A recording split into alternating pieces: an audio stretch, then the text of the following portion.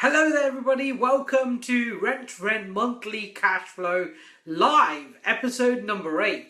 So today we are talking about, do you trade for cash or do you keep for monthly cash or cash flow? You might know monthly cash as cash flow. Which one do you do when you're doing rent or any other strategy for that matter? This is what we're talking about today because it's a big topic. In fact, I had a Facebook conversation with somebody just, I believe, yesterday or the day before on this very topic. And you know, there's a very distinct answer that I have. There's a very distinct way that I look at this, and today I'm going to show you exactly why. Which one is the best way to go for you and why it's the best way to go for you. So look, if you haven't already, first, before we get going, join the group. It's bit.ly/monthly cashflow where I share these insights. I'm going to, next week, I'm going to be doing a live stream just for that people in that group, showing you a brand new deal that we've just done. I'm going to take you around the property. Doing it next week because that's when the internet's getting installed and I'll be able to do the live stream and take you around the whole property and show you what we've done. And show you how we're monetizing it, making around £1,500, possibly even £1,900 a month from that one property net income. So hey, go and join the group right now if you haven't already, and I look forward to seeing you in the group. But today, in this episode number 8 of the Rent Monthly Cashflow Live, we're talking about, do you trade deals or do you keep the deals? Do you trade deals to get cash right now, or do you keep the deals to get cash on a monthly basis, otherwise known as cash flow? And this is a big debate in property, and a lot of people have very differing opinions on this. And what's right for you, well, you just have to figure out what's right for you, really. Just bear with me. This is quite unusual. Okay, yeah, we're back. Cool. So do you trade for cash right now, effectively capital, or do you keep it and get the cash flow coming in? So let's look at the two different scenarios. Well, if you get a deal, I'm going to specifically talk about rent-to-rent deals. That's what we do. That's what we do every day, every week, week in, week out. We're doing these deals all the time, and this is the quickest, easiest. One of the quickest, most capital or resource less intensive, if that's even a word, if that makes sense, like the least intensive on your resources and high cash flow way of getting into property using rent to rent, which is why we use it.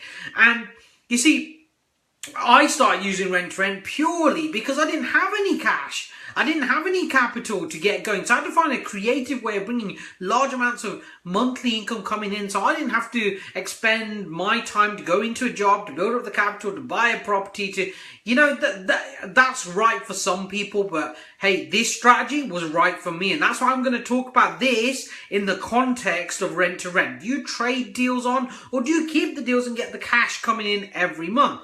And I was asked this question just yesterday, and this is why I thought I'd do a live stream on it, because it's a big question a lot of people have. Now look, here's the thing. There is a set amount of time that you have an amount of time that you invest into getting a deal, right? There's an amount of time you've got to invest to get a deal. Whether you get the deal from agents or direct to landlord, there's an amount of time you're going to invest to get that deal. And there may be some money you invest as well. If you're advertising direct to landlord, there may be some money to get it to the point where you've signed a contract to say, hey, I've got the deal. Now, here's the thing. If you get that deal, you spend that set amount of time getting the deal, which is actually the most time intensive for those of you doing deals. It's the most time intensive part of doing a deal, is actually finding the deal in the first place. So let's say you've got a set amount of time and now you decide to trade it on. So what's trading it on? It's basically finding a deal and saying, hey, I've got this deal, and charging someone else an amount of money for the privilege of the fact that you have found the deal for them. And there's plenty of people who buy these deals because there's a lot of people who've got capital in the bank and they don't want to go out and look for the deals. They want someone to look for the deals for them. And in rent to rent, that is also possible, and there are people who do this. So you go out, you spend an amount of time and you trade the deal. So what would you get for trading the deal in? Now let's say the deal cash flows £1,000 a month net, right? We're going to just use this example because it's nice and easy on the maths, and I'm not great at just doing maths live in front of people. So it's £1,000 a month. So that's £12,000 over a 12-month period. Now let's assume you don't have to spend any money on the property. This is purely for the purpose of creating this example and showing you, but this probably isn't the case. So let's say we don't have to spend anything on the property. Now, let's say I find that deal and I trade it on and I sell it to you. Now, I probably could expect you to pay somewhere between 3 and 6 months worth of profit for you to take that deal on, right? Worth of profit. So somewhere between £3,000 and £6,000, I'm going to charge you to go, hey, here's a deal that I've sourced. Here you go. You don't have to do anything. You have sourced it. You just find the tenants, put them in, and it's yours. And I'm going to charge you £3,000 to £6,000 because it cash flows £1,000 a month. So 3 months worth of profit is £3,000. 6 months worth of profit is £6,000. So somewhere in that region, probably fair to charge. So we're just going to go with a figure of £3,000, the lower end figure, just for the example purposes. Now, look, you charge that £3,000, you get that £3,000 in your bank. Great. You go on and you find the next deal and do the same thing again. However, you have just missed out big time. Now look, even if you charge £6,000, 6 months worth of profit, you're still missing out big time. And I'm going to show you how you're missing out big time. Because look, if we just take the first year's profit, which is £12,000, £1,000 a month, 12 months, it's £12,000 profit, right? Now you're trading £12,000 a year, not £12,000 one-off. You're trading £12,000 a year for the duration of the contract, 5, 6, 7, 8, 9, 10, however long the contract is. We do 6-year contracts, so for us that would be 6 times 12,000, which is 60. Told you I'm not good at maths live. So that's £72,000. So £72,000 of potential value you're trading to get £6,000 today, right? Today, which is great. You get a lump of £6,000. But then you've not got this long-term amount, and you've traded it in, and it's effectively you're charging 6 months worth of profit. Now look, some of you might be thinking about this going, yeah, but I'd rather trade it because I don't have the money to do the deal. You've got to invest something into doing the deal, doing the property up, maybe a void period, etc. I don't have the money to do that. So I'm going to trade the deal on because that'll give me a lump of money, and then I can use that money to do the next deal. But here's the thing. Even if you borrowed the money or got a joint venture partner, by the way, a big caveat here, I am not a financial advisor. I can't give you financial advice. This is not financial advice in terms of borrowing or joint venturing. Seek out expert advice from someone who's qualified to do so if you're going to borrow money from banks, etc. I'm just telling you some of the things that we've done. You see, if you got a deal that cash flows £1,000 a month, over 12 months you make 12 grand. Now, if you got a loan to cover the cost of doing the property up, getting it up and running, and kept the deal for yourself, well, yes, you've got this loan to pay back, but it's probably not going to be £12,000. It might be about £5,000 to get it up and running, right? Furnishing the house, etc. Maybe giving it a lick of paint. Now, 5 grand to get it up and running. If you borrowed that money and did that deal, you'd get that money back within 5 months. Right? Now look, if you didn't want to pay that money back in 5 months, that's fine because you've got a loan. You can say, hey, I'm going to pay that back over a year or 2 years. So you pay that back over the period of time you want. You take that out of the £1,000 cash flow, and what you're left with is still more money than you would make if you traded the deal on. Here's the key. You might trade the deal on and get £6,000, but you're giving away £12,000 a year for 6 years. That's £72,000. And even if you got a loan of £5,000 to do the property up, to get it up and running, in the short term, you might not make as much money. But in the long term, even once you paid that loan back and the interest on that loan, you are still going to profit way more than the 6 grand you might charge today to sell that deal on, and the 6 grand you might get for having sold that deal on. And so here's the key, right, is you can trade deals on, but actually cash flow is what cash in your bank every month is what's going to change your life. It's what's going to make a difference. It's what's going to enable you to increase the quality of life. It's going to enable you to go on holiday more often. It's going to enable you to go out and buy the car that you want, lease the car that you want, go and put your kids through private school, whatever it is that you want to do. It's cash flow, monthly cash that's going to change that, not lumps of capital. And you're giving away a lot of value. Now, here's the thing, right? The value in what you do in finding that deal is the upfront time that you invest and expertise that you invest to get to that point where you've got the deal. Because, hey, look, I manage our maintenance, right? I don't do the viewings anymore. I've stopped doing that. Somebody else does that for us. But I manage our maintenance. It's not a lot. We've got 50 tenants, right? Well, more than 50 tenants. And I spend precisely less than 1 hour a week, so a maximum of 4 hours per month managing the maintenance. Now look, we will next year be at a stage where I don't even do that bit, right? But where does the time go? The time goes into finding the deal. That's your investment, in finding the deal. Now, if you trade that deal on, got £6,000, great, you got £6,000 in the bank, but it probably would have cost you quite a lot of time to get to that point. And in addition to that, maybe some money, because you might be advertising to get the leads coming to you. So maybe some money. There's going to be some money invested. So maybe the £6,000 is actually £5,000 profit. So actually, if you kept the deal, you would be profiting a lot more over the long term. But here's the crux of it. Here's the bit that I don't think necessarily people who source rent-to-rent deals always see. Now look, I want to put a caveat on all of this, because this is important. You got to understand this, right?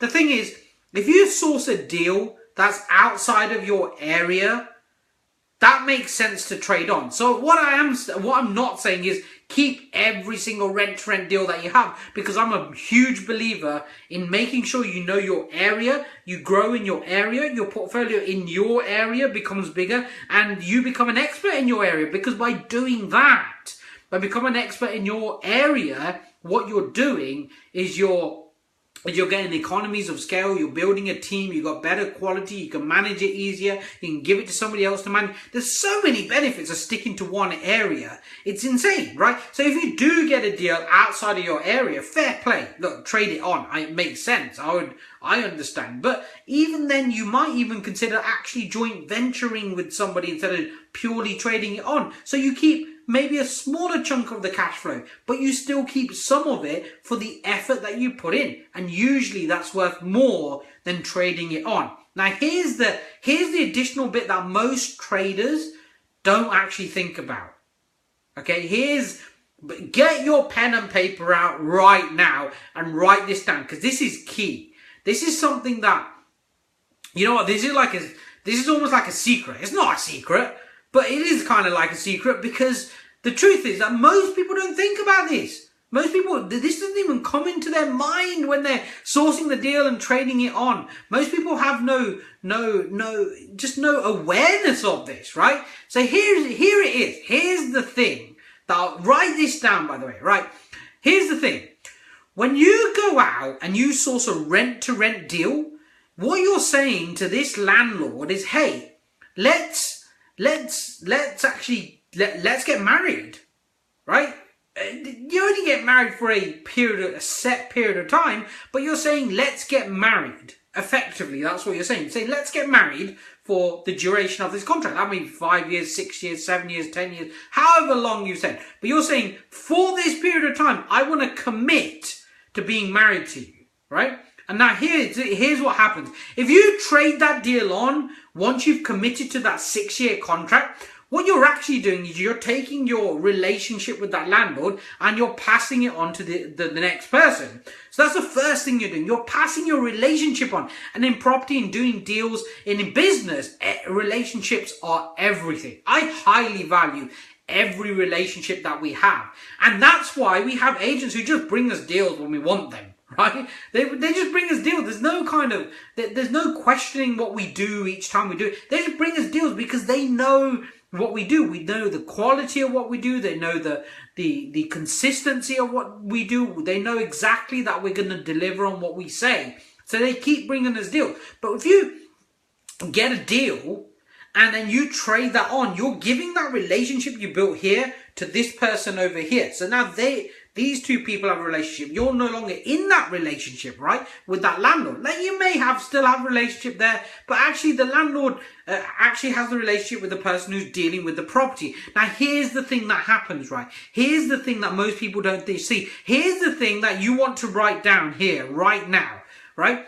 If anything ever happens to that deal that doesn't work out, right? Let's say you trade that deal on to somebody who's not experienced, somebody who doesn't know what they're doing, and somebody who kind of feels like, hey, if I just fill it, and who really cares who I fill it with? I don't really want to pay attention to it. I just want to make money. I don't really care about the property, right? And the tenants trash the property. That person chooses to not pay the landlord, right? The person who's taking on the deal, because it would just be a choice if they didn't pay the landlord. Here's what happens. The landlord's relationship with that person is ruined. But hey, look, even deeper level than that, the landlord's relationship with you is ruined because you passed it on. You referred it. You moved it on to them, which means you're not valuing your relationships. So there's two elements here, right? Look, if you're just sourcing property deals where you were agreed a purchase price and you sold it on to someone, that's cool because they're going to buy it. But where you've got this long-term rent to rent, you have a long-term agreement. And you're effectively getting married with the landlord for that period of time. So you've got to take that seriously. You've got to say, hey, you know what? I'm going to make sure that I value this relationship because one, I do value it. I think I genuinely value this relationship. This is an asset that you own and is valued to you. So I want to make sure that I look after this asset. And number three, I want to make sure that whatever I agree with you happens. Because I value that relationship and the fact that you could give me more properties. You could pass me on to other people. You know, that relationship is important. Hey, I've got some thumbs. Give me some more thumbs, people. I'm loving the thumbs. Thumbs and hearts. I love the hearts as well. Like, get the hearts going across my chin here. Go crazy with it. Just go bang, bang, bang, bang, bang. Give me some thumbs and hearts. The thing is, so you know, just whack the thumbs and hearts across the screen, guys. Look, I absolutely love them. I love feeling the love from you when I'm delivering this, knowing that you're there. And hey, we've got a couple of people on. We've got Sam Bindra and Chris Hall. Hey guys, thank you so much for all the thumbs, Chris. Look, thumbing across my chin. Oh, it kind of disappears into my chin. But hey, cool. Who doesn't like a bit of thumb chin? Hey, look, so the thing is in rent to rent is you've got to value that relationship with the landlord. You are going to marry them for 6 years or whatever length the contract is. So you've got to value that. And if you ever pass the deal on, hey, you're basically saying to this person over here, here's my valuable relationship. Please value it. But that person, you know, if you know them, fair play. You know, you might pass it on. If you don't know them, and usually when you're sourcing deals and selling them on, you're selling them to someone you don't know. Because if you sold them to just people, like you may have a network of people you know, you trust, you like, who's going to look after the deal. But most of the time, you're selling to somebody you don't know. And even if you are selling it to somebody you know, you're still passing the relationship on. You're going, here's my relationship with this landlord. And what you're really, let's get real. Let's get real here. Let's just say it as it is. What you're doing is saying, actually, I don't value this relationship as much as I said I did to the landlord, and that's why I'm passing it on. Because I'm like, hey, I'm not valuing it as much. Hey, we had Sanjay just join us. Hey, Sanjay. So that's what you're doing. You're saying, I don't value it as much as I said I did. And the thing is, when you're negotiating this deal with the landlord, chances are you're probably telling them that you're going to do this, you're going to do that, you're going to do the other, and then you're passing it on. Well, actually, that means you're not doing what you said you're going to do. That's deceptive, that's manipulative, and that's not ethical. So where you're sourcing a deal with that is going to be sold on, that's great, that works, because it's not a long-term contract. The person who's selling is totally out of the way, they're no longer involved, and the buyer has bought the property. But where you've got a rent-to-rent contract, and you really want to grow your rent-to-rent business, you want cash coming in every month. Look, if you don't want cash coming in every month, you wouldn't be watching this. This is the rent-to-rent monthly live, monthly cash flow live series, right? It's all about getting monthly cash flow, cash coming in every month. And if you didn't want that, you wouldn't be on here. So hey, look, keeping that deal that makes £1,000 a month is way more valuable than selling that deal for, say, 6 months worth of the profit. So, and you're not passing that relationship on, and you're not going, hey, I'm not actually really feeling this relationship. You're not giving away something so valuable, because if you made £1,000 a month over 12 months, that's £12,000 a year, and you had a 6-year contract, that's £72,000 of profit in that deal. And where the effort goes in is upfront finding the deal. Now look, you might not want to manage the property yourself. Joint venture with somebody. Get an agent to manage it for you. Right? It might be outside your area. Joint venture with somebody. Get an agent to manage it. But you see, when you're trading these deals, unless it's like miles away from where you live and you don't know the area whatsoever, you can't do research on it. Look, don't trade it on. Right? Don't trade it on, because you're giving away that relationship, all the hard work you put in, for a short-term gain. The most successful people in the world are people who've gone, you know what? I will delay my gratification. I'll delay the me taking money out, me spending that money, doing all that stuff, because actually I'll delay that, because actually doing that is more valuable to me than getting the gratification now. So selling the deal on now will get you £6,000 now, but keeping the deal for the duration, the 6 years, will get you £72,000 over that duration. Now, would you rather have £6,000 or £72,000? I know which one I would have. It's definitely the £72,000. So hey, look, if you think this, if you think this is valuable, there are obviously people on here who do. Look, go to my group, bit.ly/monthly cash flow, in the link above here. Go and join the group. I'm going to do a live stream next week on a brand new property deal that we've just done. We just almost complete the refurb on it. It looks amazing, by the way. You're going to really love it. I'm only going to do that live stream for people who are in my group. That's next week. As soon as the broadband's installed, which is happening next week, I am going to show you around this property. I got my selfie stick ready, and I'm going to show you around what we've done, how we've done it. I'm going to show you the property and the numbers for that property as well, because you're going to love it. You're going to absolutely love it. It's a high cash flow profitable deal that's going to make us a bare minimum of £1,300 a month. And I'm going to show you exactly how we did what we did in that live stream, basically. So go and join the group if you want to hear about that rent-to-rent deal that we've just done. This is going to rent out super quick. Like literally, there won't be any rooms available after, I reckon, the second week in Jan, because it's such a great property, right? So go and join the group. Join the group, and I'll accept you after this live stream into the group, and it's a great place for you to learn about how to create monthly cash flow from using the rent-to-rent strategy. So let's get back to what we're talking about. I want to give you a practical exercise now. I want to give you something you can take away and have a look at the way you do things, the way you run your investment strategy, the way that you think about rent-to-rent, and the way you think about business overall. You see, it's when you delay gratification that you create real big wealth. You just look at people. You look at the most wealthy people in the world, the ones who've got wealth. I'm not talking about salespeople who go out there and make millions of pounds and then spend it, right? That's not what I'm talking about. I'm talking about people who make the money, keep it, and grow the money as well.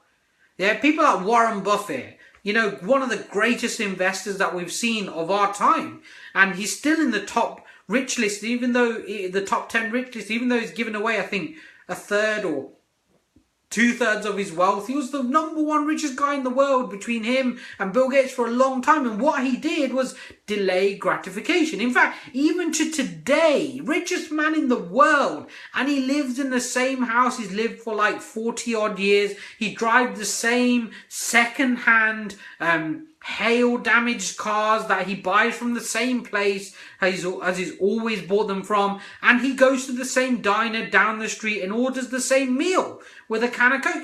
He lives a simple life because he's delaying the gratification. That's how he's become the richest man in the world. But hey, look, you maybe you don't want to get there, right? You don't want to get the richest person in the world, but you want a lot more comfortable life. You've got to delay gratification a little bit. If you're just looking to trade deals on, trade stuff on, and get lumps of cash now, but give up the cash flow, the monthly cash, you're gonna get money now, but you're gonna have to keep working for your money. You're just going to have to keep working. Every deal that we do is monthly income coming in. I basically work a maximum of 1 hour per week for that income. 1 hour. 1 hour a week for the income of 50-something tenants. 1 hour a week. That's all I spend in my business.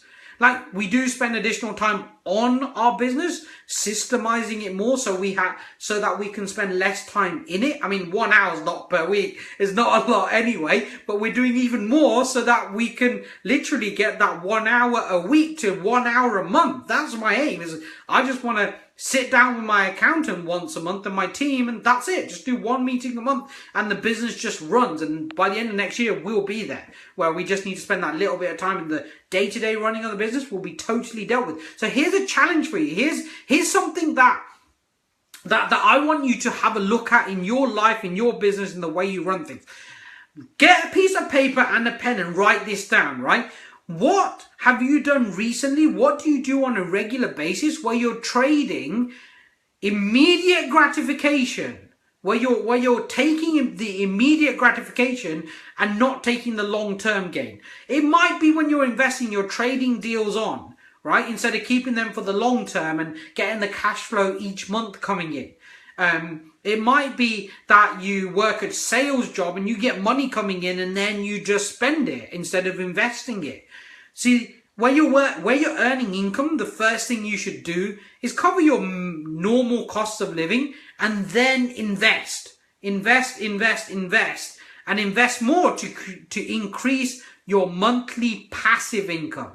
That should be your aim. Number one, get the income coming in. Number two, increase your monthly passive income so that you don't have to work as hard over here. And even if you do, it's still investing into increasing your income. So where do you do this? It might be that you do it with food, right? Because here's the thing, right? The way you do anything is the way you do everything. So if you do it with food, you go, you know what? I feel hungry, so I'm just going to eat that chocolate cake now. Instead of, let's say you're on a diet, instead of waiting to the day, it's called a cheat day in a lot of diets, where you've got a day where you can just binge eat crap, right? Maybe you just kind of put one in, you eat one chocolate cake today, or you go, oh, I won't harm to eat one. Well, that is you going, I want immediate gratification, and you're throwing away the long-term gain. Where else do you do it? Are you buying a car and you're going, I'm going to buy the exact car I want right now, even though it stretches my finances to the max, versus going, you know what, I'll just get a car right now and I'll take all the rest of that money, all the rest of that income and invest it and create more income. And then in 2 years' time or 3 years' time, then I'll just get literally exactly what I want because I know I can afford it and there'll be no problems with being able to afford it. Are you going, you know what, I don't want to invest in getting a mentor or a coach or a program to educate me on what to do right now. I will just buy clothes and presents and stuff that I want right now, and I'll use free methods to get to where I want to get to, and that will just take longer. You know, you're looking for immediate gratification of feeling good versus the long term. It's for example, do you do this? When you do a deal, you celebrate straight away. Hey, I've done a deal. Awesome, I've done a deal. So, and then you kind of, you drift off in this celebration, spending money going, hey, I've done a deal. Look at me, I'm great. Instead of going, right, I've done a deal. I'm not where I want to be yet. I'm going to give myself a pat on the back and a short break. But now I've done that deal, let's go on to the next one. Right? Where are you looking for immediate gratification where actually if you looked at the long term, you'd gain so much more in a year or 2 or 3 years time by not looking at the immediate gratification? Where is it that you're doing that in your life, in your investment, in your business, in your everyday life, in your health, in your wealth, in your hobbies, in the way that you live your life? Where are you looking for immediate gratification that actually delays your monthly income? Right? Have you sold deals on where you could have kept them and created monthly cash flow? I know that one of the very first deals we did, I sold it on, we made like £200 because I split it between my business partners after I took the cost of selling it on. But what I realized is if I kept it, I could have made, even with a joint venture partner involved, I could have made £300 a month. But I traded it instead of keeping it. It's just mental. Right? I could have £300 a month more now, even now, and the asset going up in value than I had previously. So here's the thing. Where do you do that? Where are you trading on? What's your mindset? Are you doing rent to rent? Are you trading the deals on? Or are you keeping the deals for monthly cash flow, for increasing the amount of income coming in without you really having to work that much?